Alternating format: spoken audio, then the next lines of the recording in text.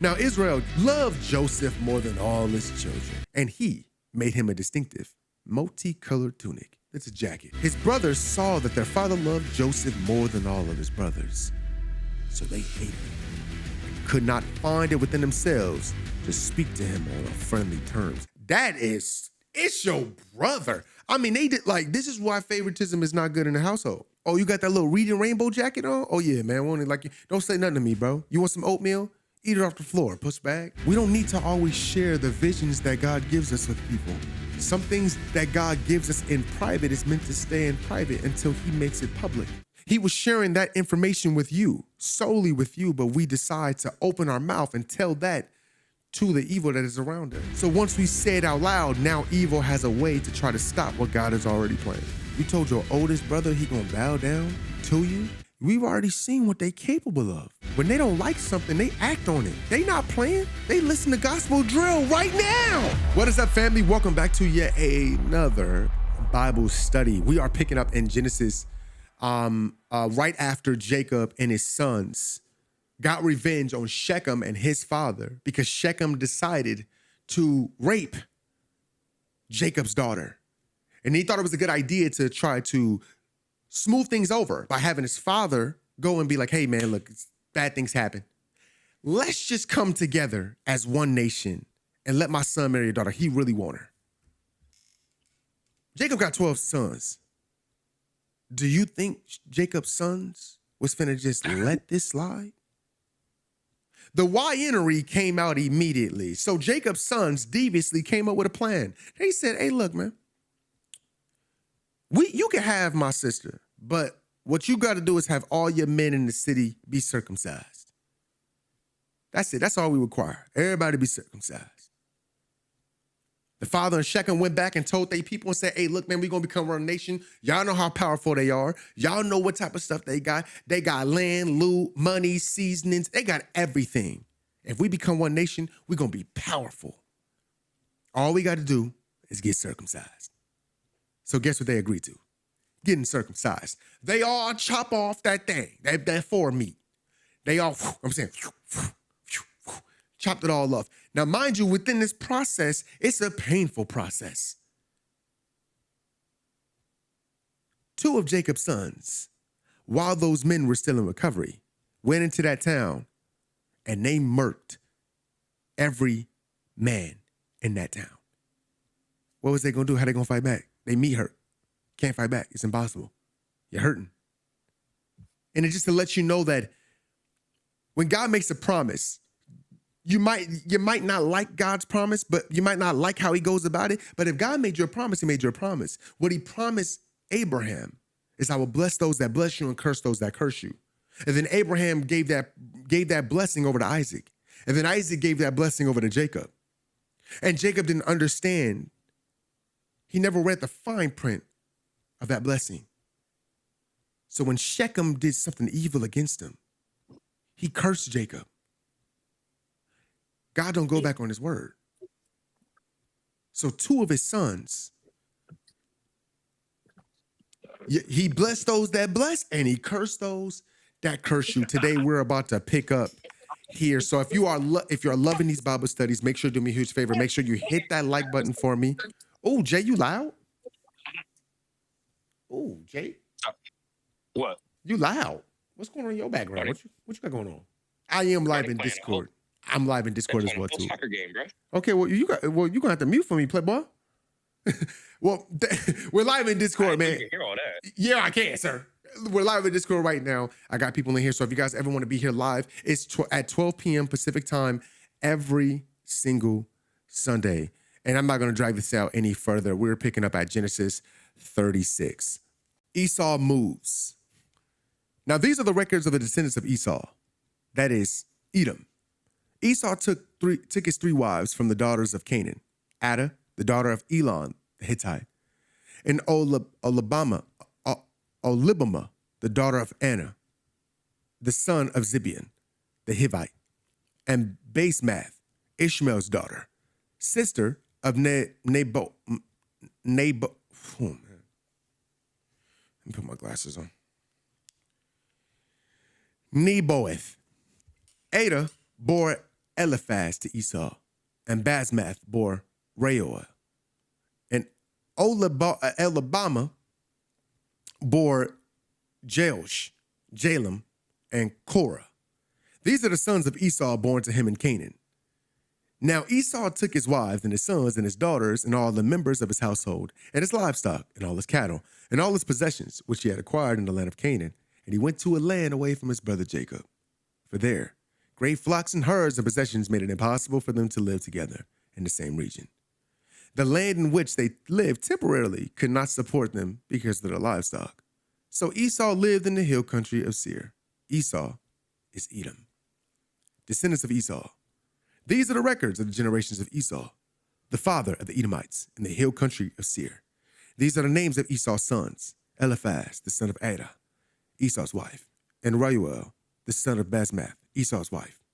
And the son of Eliphaz were named Teman, Omar, Zapho, Gatam, and Kenaz. And Timnah was a concubine of Eliphaz, Esau's son, and she bore Amalek to Eliphaz. These are the sons of Ada, Esau's wife. These are the sons of Reuel, Nahath, Zerah, Shammah, and Mizah. These are the sons of Basmath, Esau's wife. And these are the sons of Olabahma, Esau's. I've said this 3 different ways. It's crazy how I've legit said this 3 different ways. Esau's wife, the daughter of Anna, the son of Zebulun. She bore to Esau Jeush, Jalem, and Korah. These are the tribal chiefs of the sons of Esau. The sons of Eliphaz, the firstborn of Esau, chiefs Teman, Omar, Zapho, Kenaz, Korah, Gatam, and Amalek. These are the chiefs of Eliphaz in the land of Edom. They are the sons of Ada. These are the sons of Reuel, Esau's son, chiefs Nahath, Zerah, Shammah, Mizah. These are the chiefs of Reuel in the land of Edom. They are the sons of Basmath, Esau's wife. These are the sons of Oholibam. I've said it 4 different times. So 4 different ways. I'm gonna just call it Bama. Esau's wife, chiefs, Jeush, Jalem, and Korah. These are the chiefs born of Bama, daughter of Anna, Esau's wife. These are the sons of Esau, that is Edom, and these are their chiefs. These are the sons of Seir, the Horite, the inhabitants of the land: Lotan, Shobal, Zibeon, Anna, Dishan, Ezer, and Dishan. These are the chiefs of Horites, the sons of Seir in the land of Edom. The sons of Lotan are Horah and Hemim. And Lotan's sister is Timnah. The sons of Shobal are these: Alvin, Manahath, Ebal, Shepho, and Onam. These are the sons of Zebulun.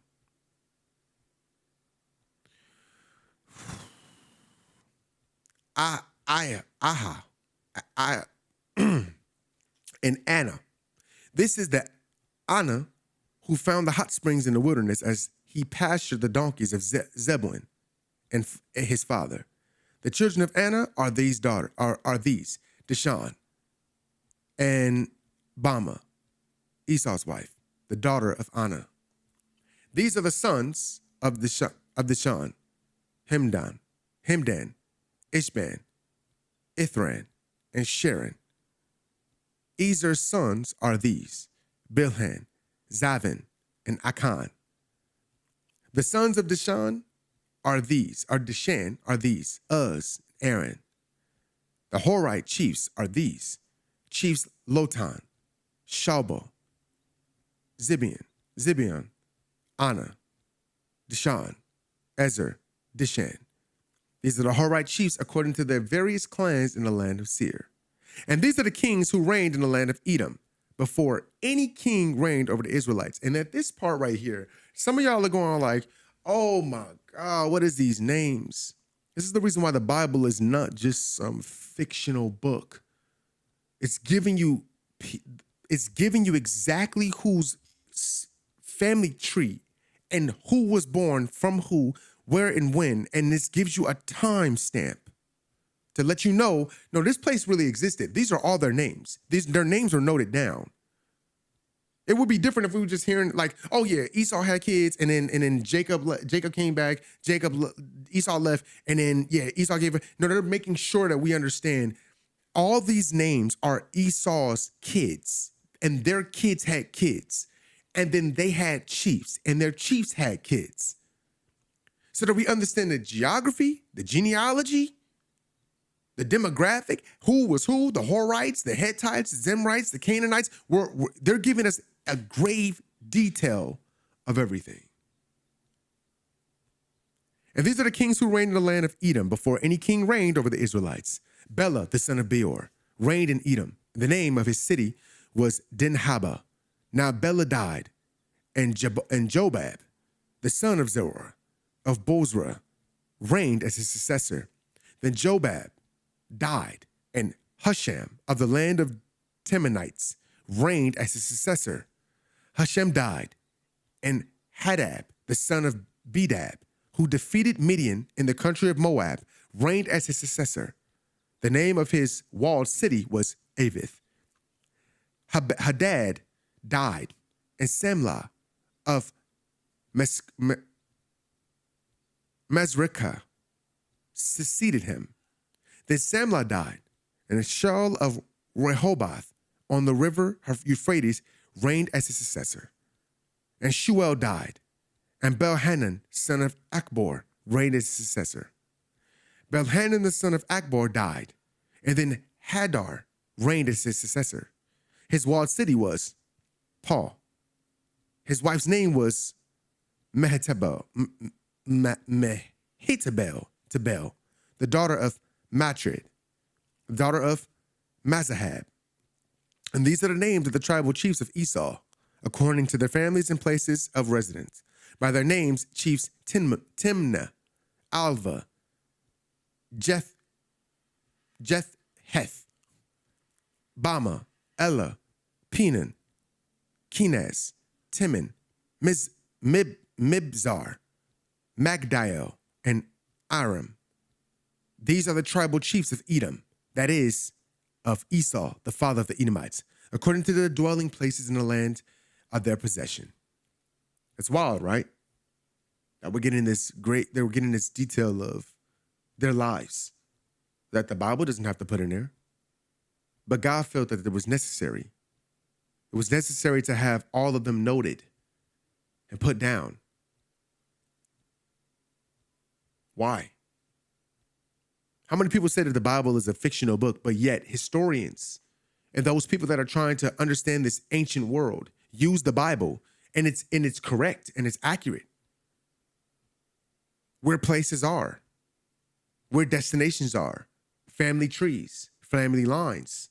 You know how many times the Bible has been used to figure out who was actually in Egypt at this time? They used the resources that were there, and they also used the Bible. And the Bible goes with those resources that are there. They're like, yo, it's true. So the Bible is true, especially its historical records. Just food for thought. Just in case somebody ever tries to argue with you, the Bible is just this fake and false book. If it's so fake and false, then why do historians use it? Especially to figure out the olden times. It's a good question. Joseph's dream. So Jacob, Israel, lived in a land where his father Isaac had been a stranger, sojourner, resident alien, in the land of Canaan. These are the generations of Jacob. Joseph, when he was 17 years old, was shepherding the flock with his brothers, Dan, Naphtali, Gad, and Asher. The boy was with his sons of Bilhah and Zilpah, his father's secondary wives. And Joseph brought back a bad report about them to their father. Now Israel, Jacob, loved Joseph more than all his children because he was a son of his old age. And he made him a distinctive multicolored tunic. It's a jacket. His brothers saw that their father loved Joseph more than all of his brothers, so they hated him and could not find it within themselves to speak to him on friendly terms. It's your brother. I mean, they did this is why favoritism is not good in the household, because it makes other people feel some type of way. His brothers don't even like him, all because of his little multicolored jacket. Oh, you got that little reading rainbow jacket on? Oh yeah, man, won't it like you? Don't say nothing to me, bro. You want some oatmeal? Eat it off the floor, push back. That's probably how they was treating Joseph. Now Joseph dreamed a dream, and he told it to his brothers, and they hated him even more. He said to them, "Please listen to the details of this dream which I've dreamed. We, brothers, were binding sheaves of grain stalks in the field, and lo, and my sheaf suddenly got up and stood upright and remained standing. And behold, your sheaves stood all around my sheaf and bowed down in respect." His brothers said to him, "Are you actually going to reign over us? Are you really going to rule and govern us as your subjects?" So they hated him even more for telling them about his dream and for his arrogant words. Man, you mad at dreams? You mad at dreams? Now you just looking for a reason. You ain't even mad for real. You just looking for a reason to be more mad at me because of my jacket. We just hating the hate, bro. Like this, we're just being petty. But it also reflects on how important our dreams actually are. See, the world makes us look at our dreams and just be like, oh, they're just subconscious thoughts. But if God spoke to people in their dreams and God gave them visions in their dreams, then how is God still not doing that to this day? Remember, God said, "I remain the same. I am the same yesterday, today, and forever." So do we honestly think that during a time in a space when we are quiet, calm, placed, that God wouldn't speak to us during that time? See, during the day, we're doing a whole bunch of things. We're moving around. We're on social media. We're watching TV. We're watching YouTube. We're listening to family drama, and we're going places, and we're going to go eat, and we're showing up to events. That a lot of times we don't have time for God. We don't have time to pray. So why wouldn't God speak to us, show us things in our dreams when we're the most quietest? When in our sleep, time, we can't understand time. How many of you guys have ever had a dream that the dream, you was only asleep for an hour, but you dreamed almost a whole year? You have had a dream where you felt like you dreamed 6 months of your life, but you were only asleep for 30 minutes. You just took a nap. Time is ununderstandable in dreams. And then the last part is, we don't need to always share the visions that God gives us with people. Some things that God gives us in private is meant to stay in private until he makes it public.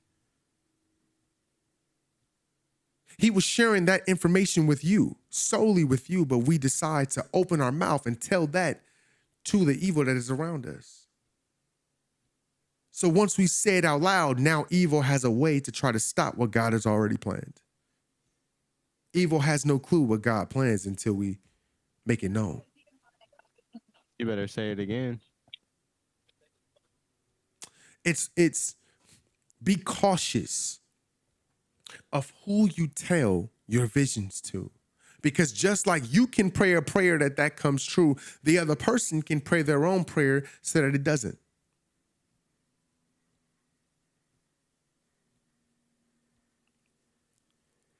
But Joseph dreamed still another dream and told it to his brothers as well.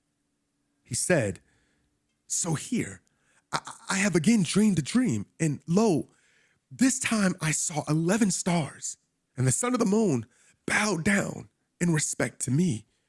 He told it to his father as well as to his brothers. But his father rebuked him and said to him in disbelief, what is the meaning of this dream that you have dreamed?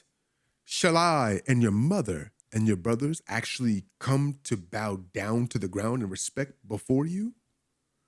Joseph's brothers were envious and jealous of him, but his father kept the words of Joseph in mind, wondering about their meaning. You see how the YNs is popping out? Y'all see it? Mind you, he's already seen how his sons can be with other people. Imagine how your own family can be to you and they actually love you. So they really get emotional.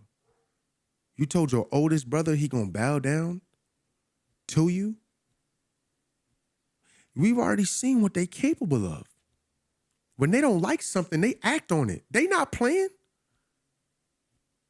They listen to gospel drill right now. They not playing with him. They're like, oh, he really think we finna bow down to him? Bet. He must not know what we did to Shechem and his pops and all them sore meat people.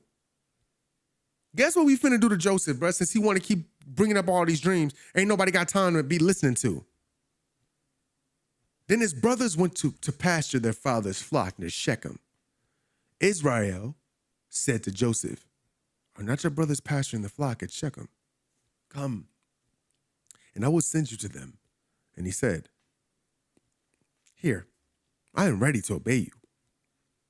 Then Jacob said to him, please go and see whether everything is all right with your brothers and all right with the flock. Then bring word back to me. So he sent him from the Hebron valley, and he went to Shechem. Now a certain man found Joseph and saw that he was wandering around and had lost his way in the field. So the man asked him, what are you looking for? He said, I'm looking for my brothers. Please tell me where they're pasturing our flocks. Then the man said, they were here, but they have moved on from this place. I heard them say, let us go to Dothan. So Joseph went after his brothers and found them at Dothan. The plot against Joseph. And when they saw him from a distance, even before he came close to them, they plotted to kill him. You know why? You know why they saw Joseph from a distance? Because he got on that bright colored jacket. He the only person walking around with that bright colored jacket. So they know it's him. They said to one another, look here comes this dreamer. Now then, come and let us kill him and throw him into one of the pits. Then we will say to our father, a wild animal killed him and devoured him. And we shall see what will become of his dreams.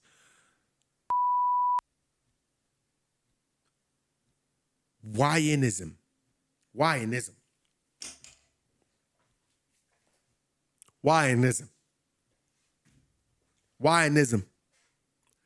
If they did not like Shechem and his dad, and you saw what they did to them, what do you think they're going to do to their own brother? And this is petty. I remember being mad at my little brother and my oldest brother and being petty to where like I'll try to like hide the cereal so they couldn't get to it. I'll try to hide all. I'll take the majority of the fruit snacks, put them like somewhere in my room to where they had less. Like you only got 2 bags. You only got 2 bags. I got 6 in my drawer. Petty stuff.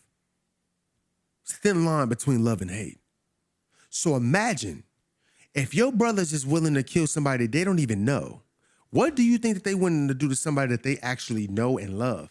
And they hate them because of how their dad is treating him better than them. It's already resentment. Wyanism. Now Reuben the oldest heard this, and he rescued him from their hands and said, let us not take his life. Reuben said to them, do not shed his blood, but instead throw him alive into the pit that is here in the wilderness, and do not lay a hand on him to kill him. He said this so that he could rescue him from them and return him safely to his father. Now, when Joseph reached his brothers, They stripped him of his tunic, the distinctive multicolored tunic which he was wearing. When they took him and threw him into the pit, now the pit was empty. There was no water in it. Then they sat down to eat their meal. When they looked up, they saw a caravan of Ishmaelites coming from Gilead, east of Jordan, with their camels bearing ladanum risen for perfume and balm and myrrh, going on their way to carry the cargo down to Egypt. Judah said to his brothers, "What do we gain if we kill our brother and cover up his blood? Come, let us instead sell him to those Ishmaelites and Midianites and not lay our hands on him, because he is our brother and our flesh." So his brothers listened to him and agreed. Then as the Midianites and the Ishmaelites traders were passing by, the brothers pulled Joseph up and lifted him out of the pit. And they sold him to the Ishmaelites for 20 shekels of silver. And so they took Joseph as a captive into Egypt. Wineism. Your own brother. Your own brother. Wineism. Now Reuben, unaware of what had happened, returned to the pit, and to his great alarm found that Joseph was not in the pit. So he tore his clothes in deep sorrow. He rejoined his brothers and said, "The boy is not there. As for me, where shall I go to hide from my father?" And they said then they took Joseph's tunic, slaughtered a male goat, and dipped the tunic in the blood. And they brought the multicolored tunic to their father, saying, "We have found this. Please examine it and decide whether or not it's your son's tunic." He recognized it and said, "It's my son's tunic. A wild animal has devoured him. Joseph is without doubt torn in pieces." So Jacob tore his clothes in grief, put on a sackcloth, and mourned many days for his son. Then all his sons and daughters attempted to console him, but he refused to be comforted and said, "I will go down to Sheol, the place of the dead, in mourning for my son." And his father wept for him. Meanwhile, in Egypt, the Midianites sold Joseph as a slave to Potiphar, an officer of Pharaoh, and the captain of the royal guard.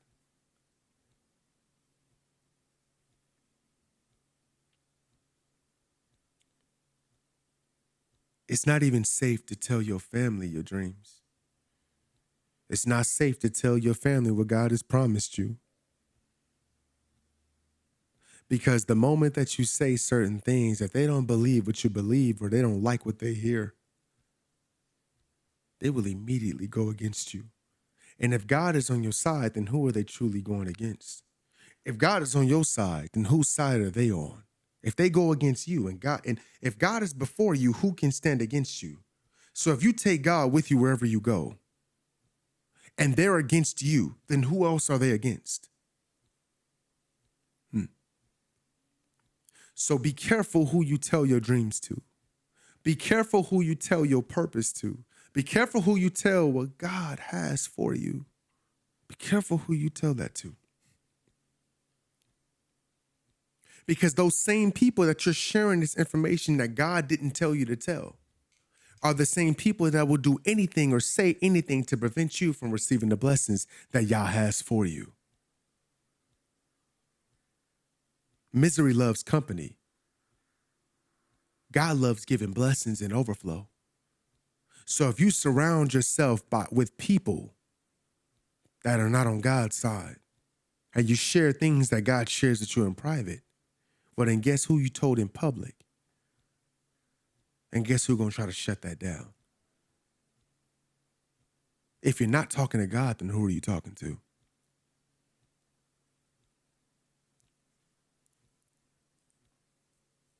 Judah and Tamar. Now, at that time, Judah left his brothers and went down to stay with a certain Adulamite named Hira. There, Judah saw a daughter of Shua, a Canaanite, and he took her as his wife, and he lived with her. So she conceived and gave birth to a son, and Judah named him Then she conceived again and gave birth to a son and named him Onan. Again she conceived and gave birth to still another son and named him Shelah. It was a Chezib that she gave birth to him. Now Judah took a wife for his firstborn. Her name was Tamar, but Judah's firstborn, was evil in the sight of the Lord, and the Lord killed him in judgment. Then Judah told Onan, "Go into your brother's widow and perform your duty as a brother-in-law under the levirate marriage custom." I think I'm saying that right. Am I saying that word right? I think so. But be her husband and raise children for the name of your brother. Onan knew that the child here would not be his, but his dead brother's. So whenever he lay with his brother's widow, he spilled his seed on the ground to prevent conception, so that he would not give a child to his brother. But what he did was displeasing in the sight of the Lord. Therefore, he killed him also in judgment. Then Judah said to Tamar, his daughter-in-law, "Remain a widow as your father's house until Shelah, my youngest son, is grown." But he was deceiving her, for he thought that if Shelah should marry her, he too might die like his brothers died. So Tamar went and lived in her father's house. But quite a while later, Judah's wife, the daughter of Shua, died. And when the time of mourning was ended, he went up to Shepshir's at Timnah with his friend Hera, the Adulamite. Tamar was told, "Listen, your father-in-law is going up to Timnah to shear his sheep." So she removed her widow's clothes, and covered herself with a veil, and wrapped herself up in disguise, and sat in a gateway of Enaim, which is on the road to Timnah. For she saw that Shelah had grown. I think I'm saying that wrong. Shelah. Is Shelah? That sounds like a woman's name, but I guess it's Shelah. Had grown up, and she had not been given to him as a wife, as Judah had promised. When Judah saw her, he thought she was a temple prostitute, for she had covered her face, as such women did. He turned to her by the road and said, "Please come, let me lie with you." For he did not know what she was, and that she was his daughter-in-law. And she said, "What will you give me that you may lie with me?"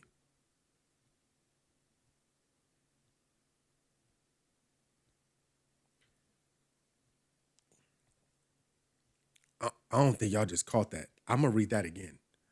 There's a lot to unpack here. Yeah. Let me read that one more time. When Judah saw her, he thought she was a temple prostitute, for she had covered her face, as such women did. He turned to her by the road and said, "Please come, let me lie with you." For he did not know that she was his daughter-in-law.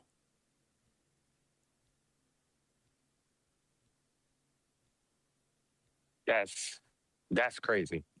Are y'all catching it now? Y'all catching it? For he did not know she was daughter-in-law. And she said, she knows who he is. She's covered up. He's not. "What will you give me that you may lie with me?" He answered, "I will send you a young goat from the flock." And she said, "Will you give me a pledge as a deposit until you send it?" He said, "What pledge shall I give you?" This is what's called a transaction, negotiation process. She said, "Your seal and your cord, and the staff that is in your hand." So he gave them to her and was intimate with her, and she conceived by his daughter-in-law. Yes, her husbands are gone. Yes, they died. Foolishly died because they was being disobedient. But this right here is deceitful because he does not know. Then she got up and left and removed her veil and put on her widow's clothing. When Judah sent the young goat by his friend, the Adullamite, to get his pledge back from the woman, he wasn't able to find her. He asked the men of that place, "Where's the temple prostitute who was by the roadside of Edom?" They said, "Man, there was no prostitute here." So he returned to Judah and said, I cannot find her. Also, the local men said, "There was no prostitute here." Then Judah said, "Let her keep the things, pledge articles for herself. Otherwise, we will be a laughing stock searching everywhere for her. After all, I sent this young goat, but you did not find her." About 3 months later, Judah was told, "Tamar, your daughter-in-law, has played the role of a prostitute, and she is with child because of her immorality." So Judah said, "Bring her out and let her be burned to death as punishment."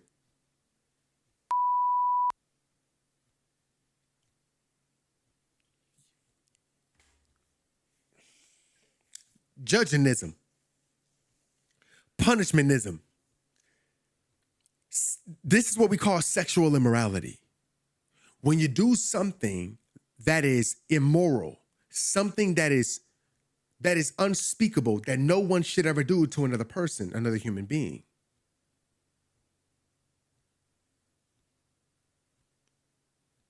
The fact that Tamar would deceive him like that, and the fact that he's sleeping with prostitutes is nasty work. But the fact that she knew what she was doing, and then she left, and then she got pregnant, and they gonna put 2 and 2 together because he's looking for a prostitute, can't find her. They all knew if I was looking for if he was looking, you know what he did. You know what he did. They all know what he did. She's pregnant out of nowhere. Tamar's pregnant. Her husband is gone. You ain't got to watch Law and Order SVU to be a detective. We gonna figure that out real quick, right? He not playing with her. He said, "Oh, you played me. You my daughter-in-law. You played me." Set on fire. While she was being brought out, she took the things Judah had given her and sent them along with a message to her father-in-law, saying, "I am with child by the man to whom these articles belong." And she added, "Please examine them carefully and see clearly to whom these things belong, the seal and the cord and staff." Oh, she is mischievous.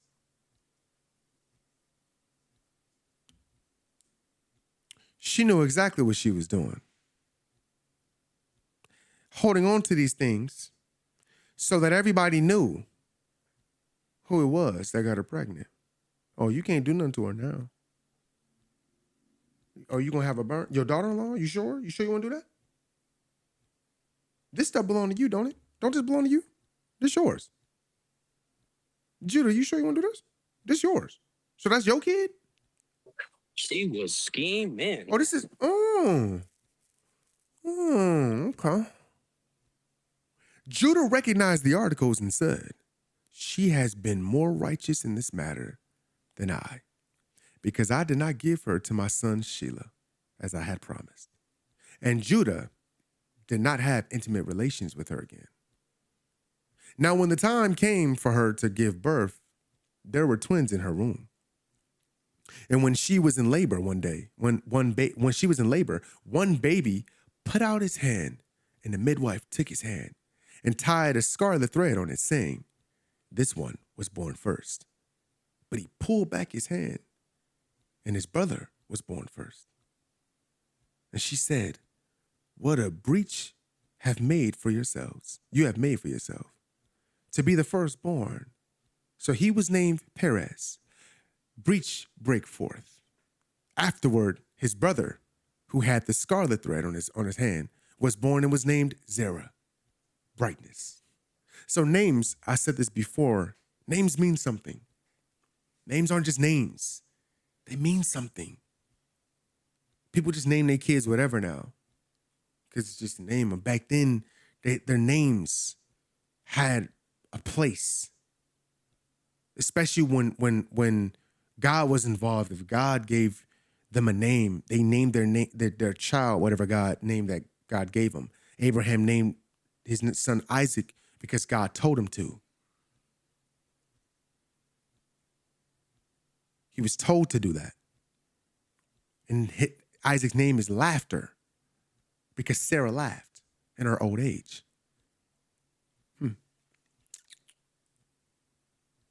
Chapter 39. Joseph's success in Egypt. Now Joseph had been taken down to Egypt, and Potiphar, an Egyptian officer of Pharaoh, the captain of the royal guard, bought him from the Ishmaelites, who had taken him down there. The Lord was with Joseph, and he, even though a slave, became a successful, prosperous man. And he was in the house of his master, the Egyptian. And now his master saw that the Lord was with him, and that the Lord caused all that he did to prosper, succeed in his hand. So Joseph pleased Potiphar and found favor in his sight, and he served him as his personal servant. He made Joseph overseer over his house, and he put all that he owned in Joseph's charge. It happened that from that time that he made Joseph overseer in his house and put him in charge over all that he owned, that the Lord blessed the Egyptians' house because of Joseph. So the Lord's blessings was on everything that Potiphar owned, in the house and in the field. So Potiphar left all that he owned in Joseph's charge. And with Joseph there, he did not need to pay attention to anything except the food he ate. Now Joseph was handsome and attractive in form and appearance. Then after a time, his master's wife looked at Joseph with desire, and she said, "Lie with me." Come up off of it. Whoreism.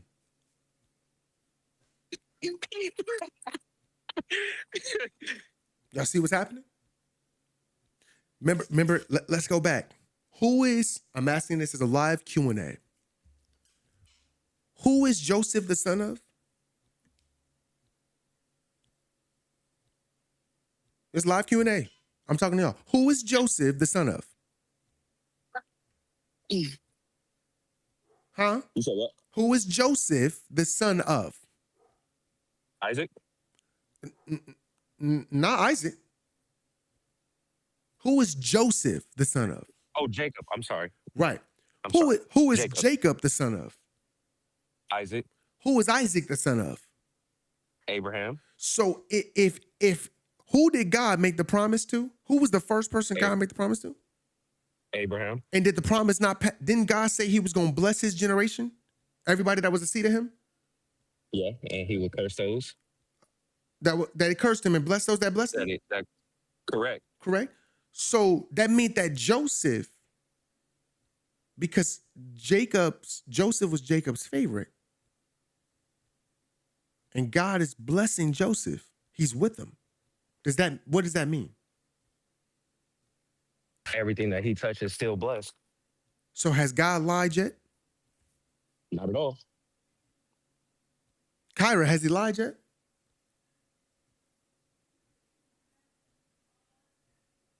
Nope. Nope. Right? He ain't lied yet, right? He said God is keeping his word. He's not like man, they should ever lie. He blessing everything Joseph touches blessed. And the Pharaoh know it.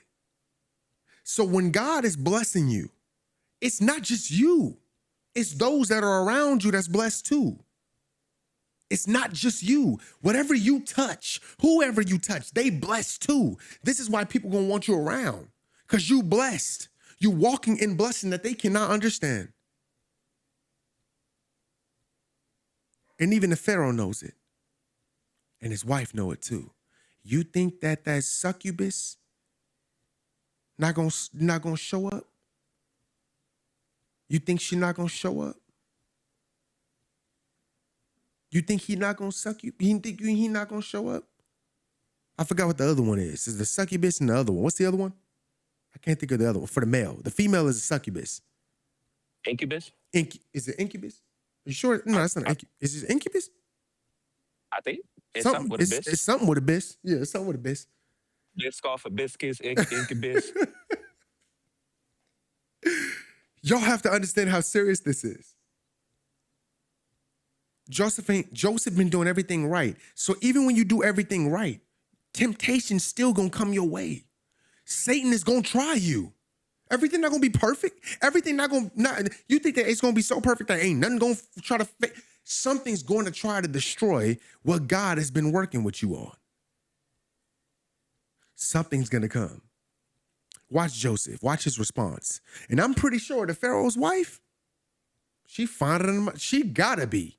It's the Pharaoh's wife. She gotta be something. But watch this. Then after a time, his master's wife looked at Joseph with desire, and she said, lie with me. But he refused. And he said to his master's wife, look, with me in the house, my master does not concern himself with anything. He has put everything that he owns in my charge. He is not greater in this house than I am, nor has he kept anything from me except you. Because you are his wife. How then could I do this great evil and sin against Yah and your husband? And so it was that she spoke to Joseph persistently day after day. But he did not listen to her plea to lie beside her or be with her. Satan, get thee behind me. God has put me in a place where I have everything that the Pharaoh has. The only thing I don't have is his woman, and I don't want you.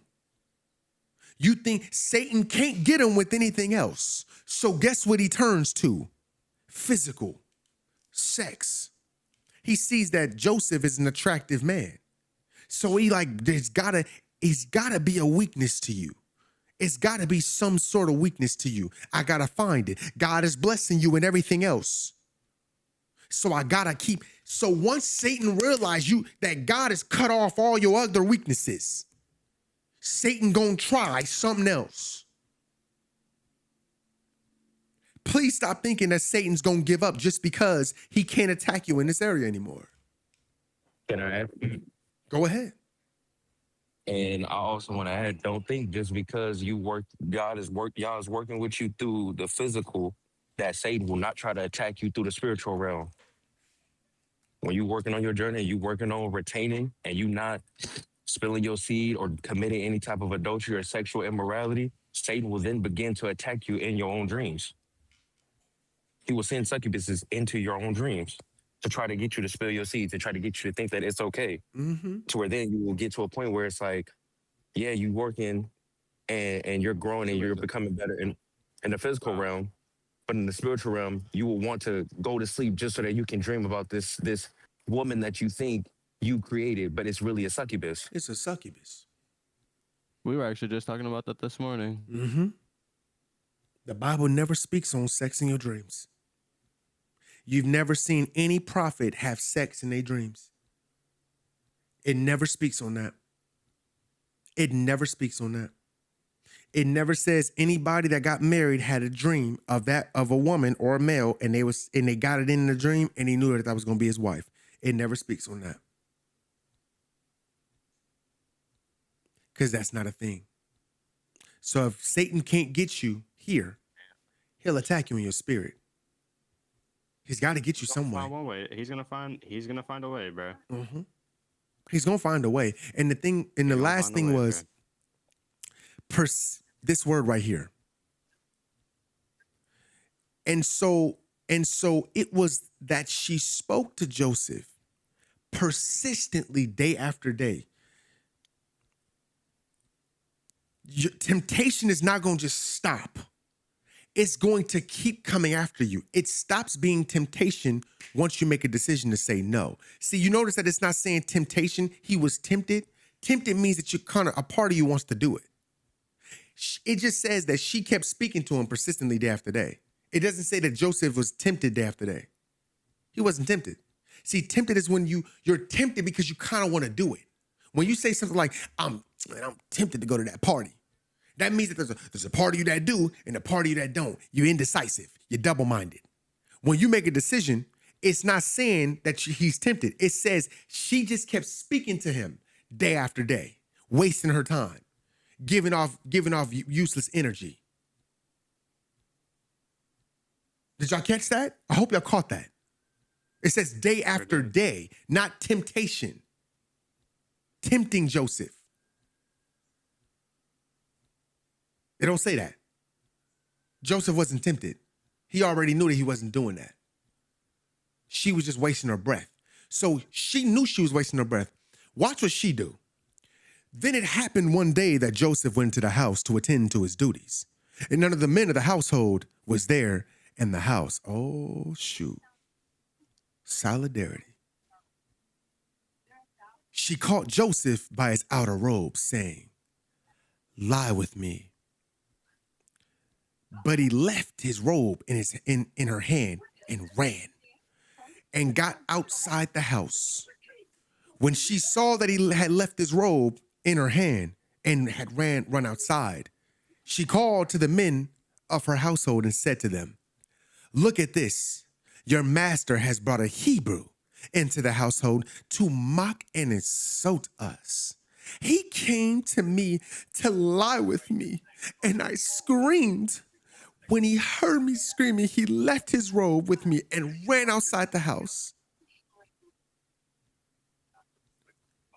So you telling me nobody heard this? Now, mind you, yes, inside. That's what I was about to say. Right. So inside the temple, think about this. Inside the temple, there's no men in there. Let me be very clear. Look at this. Sorry. Oh, I missed it. Where is it? It's up here, right? Hold on. Then it happened one day that Joseph went into the house to attend to his duties, and none of the men of the household were there. It never says that there's no women there. Hold on. It just says there's no men in the household. It doesn't say that there's no women there. Correct? Correct. So if she would have screamed, don't you think the midwives or the handmaidens, don't you think any of them would have heard her scream? Right. Don't you? If she screams out she's in this window, there's windows everywhere. If she screamed, don't you think somebody in the city would have heard? Don't you think somebody outside would have heard her? So no one heard this scream? She just said, she's saying all this stuff. There's no proof. The only proof that she has is the jacket. This is the second time that clothing from Joseph is getting him in a situation. The first time was his jacket. They dipped it in blood, gave it to his father. The second time is his jacket, taking it to the Pharaoh and saying, he tried to sleep with me, but I screamed. But there's no proof. Nobody heard this scream. She's just saying this. Here's another thing too. She's so comfortable in her sin. Remember, it says there are men here, and none of the men in the household. So there's men here. There's men here, multiple. She's so comfortable with trying to sleep with Joseph. Do you think that Joseph is the only one? Nope. She trying to sleep with everything in there, bruh. Mm-hmm. She trying to get around. Because see, passed around like a Popeye's biscuit. See, Kyra, she too comfortable with this. That scheme that she just came up with right there, that's too quick. You came up with that too fast. You know how powerful the Pharaoh is. So you seem like you experienced at this. You experienced at getting men to sleep with you.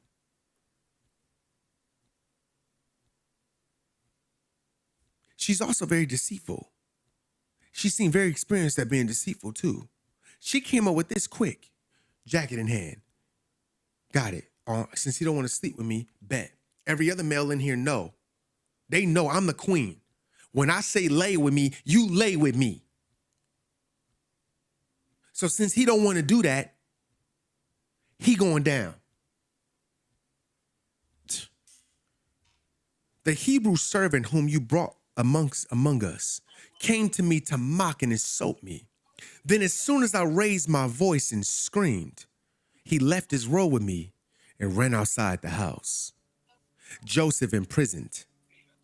And when Joseph's master heard the words of his wife saying, "This is the way your servant treated me," his anger burned. So Joseph's master took him and put him in the prison, a place where the king's prisoners were confined. So he was there in prison. But the Lord was with Joseph and extended loving kindness to him, and even gave him favor in the sight of the warden. The warden committed to Joseph's care management all the prisoners who were in the prison.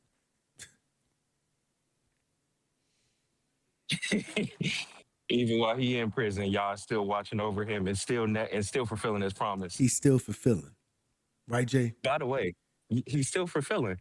By the way, I just think it's funny, or I think it's interesting, and obviously I know it was all a part of y'all's plan, but why didn't the Pharaoh ask Joseph? Why did you automatically take her side? Yep. If this is somebody that you put head in charge over your whole household and what you got going on, why wouldn't you at least ask? Why would you automatically assume? Let me give you another perspective. He's the Pharaoh. She's the wife. You have somebody that is not an Egyptian in your household running over the majority of things in just as much power as you are. The only thing that he can't have is your wife. Your wife comes to you and tells you that this man that you brought in that is a Hebrew has now tried to sleep with me and tried to assault me. You think that she did this quietly? You think that she did this discreetly? She did it for everybody to see. So the Pharaoh, under duress, has to make a harsh decision. He cannot choose a Hebrew over his wife, an Egyptian. So think about it. If he were to choose and go and do this long trial, believe your wife. you have to believe your wife. Yeah, you don't have a choice because he's a Hebrew. He's a Hebrew. You have to believe your wife. Imagine how it would look if he chose him over her. How would that look? What happened if she was right and he really did do it? Now, how does his household look? Right? So the only option that he really has, because there's no proof, she has the jacket in her hand. That's the nail in the coffin. Why else would his jacket be off? If he walked around with his multicolored tunic on, do you think that Joseph would ever take that jacket off for any reason other than disrobing? No. That's all the proof that she needs. That's all the proof that he needs. So no matter how you look at it, even though he loves Joseph, he loved Joseph, he's got to put him in prison. But even with him being imprisoned, look at how good God is, that he keeps his word. Even when we're in our solidarity, we think everything is good and then things start changing and we feel like everything is bad. But for what you think is bad is God still working it out for your good. You don't know why he's putting you in this place. So when we don't ask why and we just let God do what he does, he still puts us in a position of power. All the prisoners who were in the prison, so that whatever was done there, he was in charge of it. The warden paid no attention to anything that was in Joseph's care because the Lord was with him. Whatever Joseph did, the Lord made to prosper. So he in this prison, not feeling like a prisoner. Remember I said before we started the Bible study, where does our joy come from? If it doesn't come from TV, if it doesn't come from television, if it doesn't come from movies, if it doesn't come from cars, if it doesn't come from clothes, if it doesn't come from money, if it doesn't come from food, where does our joy come from? Within and from the Lord.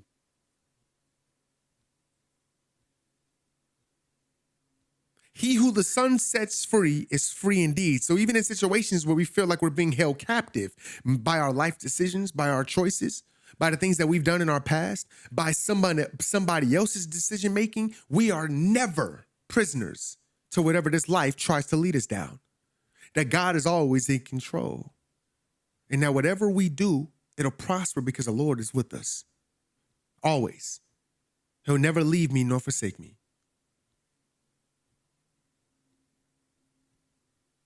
He went from being a top dog to being all the way at the bottom of the food chain. And even down there at the bottom, he's still the top dog. So much so, Crazy, right? the person that's managing the prison knows how blessed he is and said, here, man, look, you take care of all of this stuff, bro. You got it.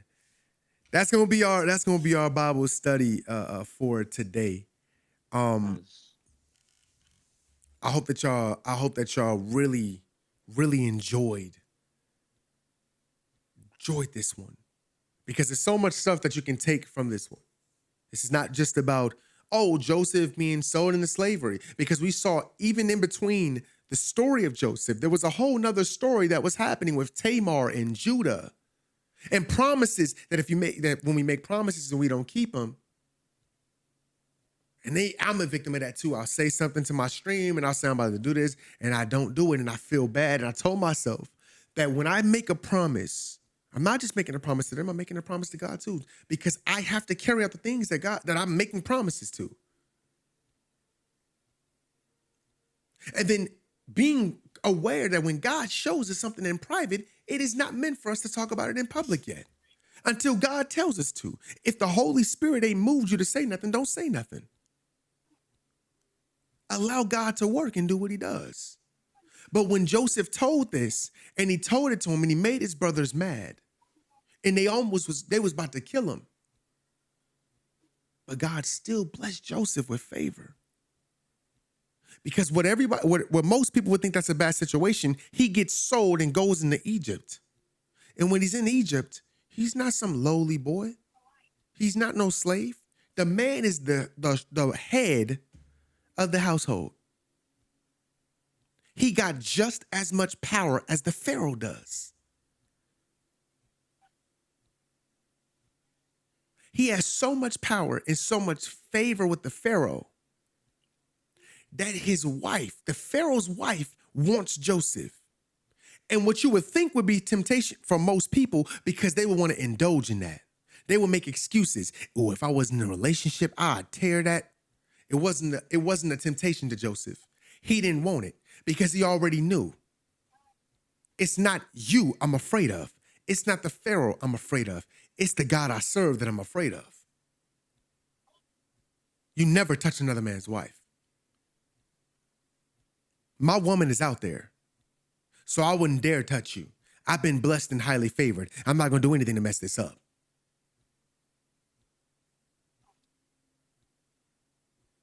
She lies on him. She throws herself at him when she found the opportunity to, because that's what Satan does, tries to catch us on our weakest points. And the only person that knows the truth of the situation is God. So she lies on Joseph. Joseph runs from sin. He runs from it. But sad thing, his jacket was left behind as evidence. So she lies. The Pharaoh's angry, without real proof, just a jacket. Throws him in prison. And even in prison, God is still with him, and he's blessed and highly favored to be in a position of power, even while he's locked up. He's only locked up physically. He's not locked up mentally or spiritually. Thank you guys for watching this video. If it helped you, do me a favor, hit that like button. Also share with somebody else that you know can use it. And watch this multiple times, because there might be something that you didn't catch the first time that you watched it. I just appreciate y'all. Keep guiding Jesus Christ in your life. Pray before you go to bed tonight. And remember, walk in your purpose. And also too, that y'all loves you and I love you.